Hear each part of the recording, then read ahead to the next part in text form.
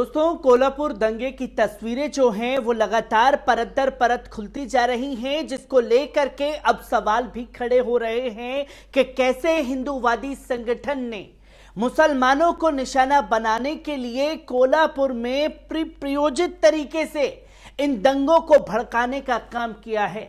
क्योंकि इससे पहले पुलिस प्रशासन ने साफ तौर पर यह खुलासा किया कि कैसे 21 हिंदूवादी संगठनों ने ये दंगे भड़काने का काम जो है वो कोल्हापुर में किया है, जिनके आकाओं को अब धर दबोच रही है कोल्हापुर की पुलिस। और अब इसी मामले में नई तस्वीर भी सामने आ गई है। वो तस्वीर है सुदर्शन न्यूज चैनल के मालिक सुरेश चवाड़के की, और सुरेश चवाड़के के ऊपर भी अब एफआईआर दर्ज की गई है, क्योंकि किस तरीके से इसने कुछ दिन पहले जाकर के मुसलमानों के खिलाफ कोल्हापुर में जहर उगला था, और उसी का रिएक्शन जो है अब देखने को मिला खासतौर पर कोल्हापुर में। और किस तरीके से ये लगातार महाराष्ट्र की सरजमीन पर जाकर के मुसलमानों के खिलाफ माहौल बिगाड़ रहा है, सांप्रदायिक भाषण दे रहा है, और इसी के चलते अब इसके ऊपर एफआईआर भी दर्ज की गई है।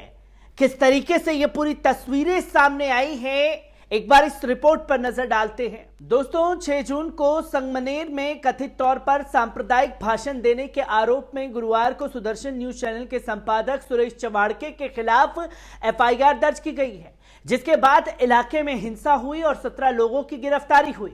एफआईआर के अनुसार सकल हिंदू समाज द्वारा आयोजित रैली के बाद हुई हिंसा में कम से कम 2 लोग घायल हो गए और 5 वाहनों में तोड़फोड़ की गई थी, जहां चवाड़के वक्ताओं में से एक थे। चवाड़के के अलावा बजरंग दल से जुड़े 2 अन्य वक्ताओं पर भी मामला दर्ज किया गया है। एक पुलिसकर्मी की शिकायत के आधार पर अहमदनगर के संगमनेर शहर पुलिस स्टेशन में दर्ज की गई एफआईआर के अनुसार रैली सुबह 9:45 पर 12 बजे के बीच आयोजित की गई थी, और इसमें लगभग 18,000 लोग शामिल थे। यह 25 मई को एक कथित घटना के बाद आयोजित किया गया था, जिसमें कुछ लोगों को मामूली चोटें आई थी। एफआईआर के अनुसार चवाड़के ने एक व्हाट्सएप स्क्रीनशॉट का हवाला देते हुए कहा, जिसमें उन्होंने दावा किया था कि एक स्थानीय मुस्लिम व्यक्ति दूसरे स्थानीय व्यक्ति से चवाड़के को आमंत्रित करने और एक स्थानीय मुद्दे को अंतर्राष्ट्रीय बनाने के बारे में शिकायत कर रहा था। चवाड़के ने कथित तौर पर उल्लेख किया कि कैसे राज्य के कुछ हिस्से में पाकिस्तान जैसे दिखने लगे हैं और कोई कार्रवाई नहीं कर रहा है। उन्होंने आगे लव जिहाद का उल्लेख करते हुए कहा कि मुस्लिम महिलाओं को हिंदू धर्म अपनाना चाहिए और इसके फायदे बताने चाहिए। उन्होंने कहा कि भाषण देने से पहले उन्हें चेतावनी दी गई थी कि उनके खिलाफ एफआईआर दर्ज की जा सकती है। उन्होंने आगे कहा कि उनके खिलाफ 1826 एफआईआर दर्ज हो चुकी है, यहां तक कि दाऊद के खिलाफ भी इतनी एफआईआर नहीं हुई है। इस साल जनवरी में सुप्रीम कोर्ट ने चवाड़के के खिलाफ नफरत फैलाने वाले भाषण के मामले में दिल्ली पुलिस की खिंचाई की थी, जहां एफआईआर दर्ज की गई थी, लेकिन 8 महीने बाद भी कोई आरोप पत्र दायर नहीं किया गया था। चवाड़के को राज्य के छत्रपति संभाजी नगर के नफरत फैलाने वाले भाषणों से संबंधित महाराष्ट्र में कम से कम 2 और मामलों का सामना करना पड़ेगा। उन्हें किसी भी मामले में गिरफ्तार नहीं किया गया है। एक अधिकारी ने कहा कि भाषणों की वीडियो रिकॉर्डिंग के आधार पर धारा 153A धर्म जाति जन्म स्थान निवास के आधार पर विभिन्न समूहों के बीच दुश्मनी को बढ़ावा देने के तहत प्राथमिक दर्ज की गई है। चवाड़के और बजरंग दल के सदस्य योगेश सूर्यवंशी और विशाल वक्चौर के खिलाफ भी एफआईआर दर्ज की गई है। उनके ऊपर आपको बता दें कि 5 जून 2023 रात के 10 बजे महाराष्ट्र के कोल्हापुर में 16 साल के एक लड़के ने अपने इंस्टाग्राम पर दोस्त का व्हाट्सएप स्टेटस शेयर किया। यह 12 सेकंड का वीडियो, जिसमें बैकग्राउंड में हरियाणवी गाना बाप तो बाप रहेगा बज रहा था। वीडियो में मुगल बादशाह और औरंगजेब और टीपू सुल्तान की फोटो थी।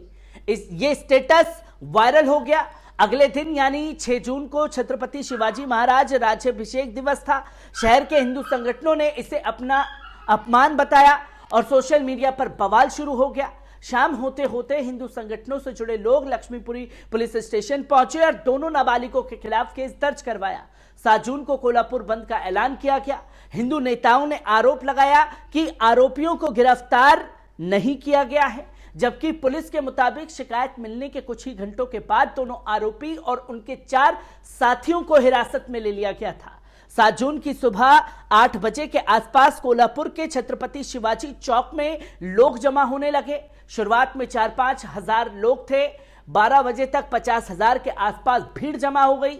इनका ना कोई नेता था, ना किसी संगठन का बैनर या पोस्टर। ज्यादातर लोगों के हाथों में भगवा झंडे थे। ये भीड़ शिवाजी नगर से आगे बढ़ते हुए जैसे ही शनिवारपेट गंजी गली पहुंची तो पथराव शुरू हो गया। इसके बाद उस दिन के कुछ वीडियो हैं, इनमें भीड़ एक धर्म विशेष से जुड़े लोगों के घरों पर पथराव करती दिख रही है, तो वहीं दूसरे पक्ष के लोग भी इनके ऊपर पत्थर फेंक रहे हैं। इनमें महिलाएं भी शामिल हैं। कुछ ऐसी वीडियो भी सामने आई जिसमें भीड़ कुछ लोगों को दौड़ाकर पीट रही है। तनाव बढ़ता देख पुलिस बीच में आई और लाठीचार्ज कर आंसू गैस के गोले छोड़े, उपद्रवियों को खदेड़ा। भीड़ ने कई दुकानों, मकानों, सड़क पर खड़ी गाड़ियों को तोड़ डाला। तनाव को देखते हुए शहर में इंटरनेट सेवाएं बंद कर दी गईं। शहर में एसआरपीएफ की कंपनियां, 300 कांस्टेबल, 60 ऑफिसर तैनात किए गए। दंगे जैसे हालात के बाद पूरे शहर को ड्रोन की निगरानी में रखा गया। इसके बाद शुरू हुआ गिरफ्तारियों का सिलसिला।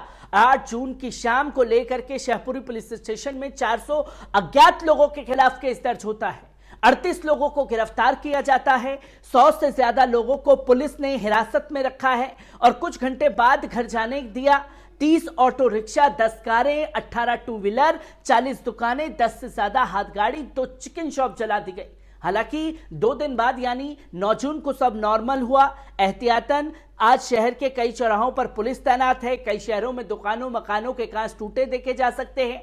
छानबीन में पता चला कि यह बंद किसी एक संगठन ने नहीं बल्कि सकल हिंदू समाज नाम के एक मंच की तरफ से बुलाया गया था। इसमें 4 प्रमुख संगठन शामिल, जिसमें वीएचपी, बजरंग दल, शिव प्रतिष्ठान हिंदुस्तान, हिंदू एकता आंदोलन और जन जागृति समिति शामिल थे। इसके अलावा हिंदू महासभा, बीजेपी युवा मोर्चा समेत कई 15 संगठन और 6 राजनीतिक दल के भी इस मंच में शामिल थे। सकल हिंदू समाज के नाम पर शुरू हुई रैलियों और प्रदर्शनों में शामिल ज्यादातर लोगों के हाथों में भगवा झंडा, सिर पर भगवा टोपी, पगड़ी और हाथों में लव जिहाद, लैंड जिहाद, धर्मांतरण, गौहत्या के बैनर और पोस्टर होते हैं। आधिकारिक तौर पर इन रैलियों का ना कोई आयोजक है और ना ही कोई एक संगठन, एक चेहरा इसके पीछे है। इन तस्वीरों को जानना समझना बहुत जरूरी है कि कैसे ये पहले से प्लानिंग करके दंगा भड़काने का काम करते हैं, एक खास समुदाय को उकसाने का काम करते हैं और खुद फिर ही रैली निकालने का या बंद करने का ऐलान कर देते हैं। जबरन मुस्लिम बस्तियों से गुजरते हैं और उनके ऊपर पथराव करते हैं, जो कि तस्वीरें लगातार देखी जाती हैं।